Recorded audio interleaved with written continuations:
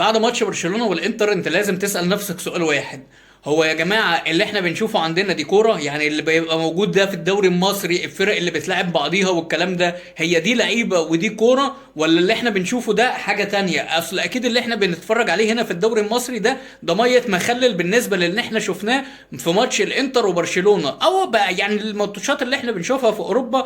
لكن انا بكلمك بالذات على ماتش الانتر وبرشلونة، لان الماتشين الذهاب او العودة الاتنين كانوا اجمد من بعض حرفيا، والاتنين كوره. يعني انت تخلص الماتش كده انت شبعان كوره، فاهم؟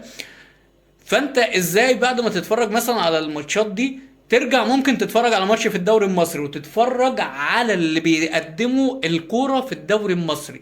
لا يا جماعه، احنا بعيد جدا، احنا الكوره عندنا لسه احنا في الارض، والناس دي بنت ناطحات سحاب وصلوا فيها، قربوا يوصلوا فيها، فاهم؟ يعني يطلعوا من الكوكب، هيروحوا يلعبوا بقى في كوكب المريخ، في كوكب عطارد. ايه ده يا جدعان؟ هو احنا ازاي متأخرين قوي عن الناس دي؟ طب انا ازاي ارجع اتفرج على المخلل اللي احنا بنعمله هنا ده؟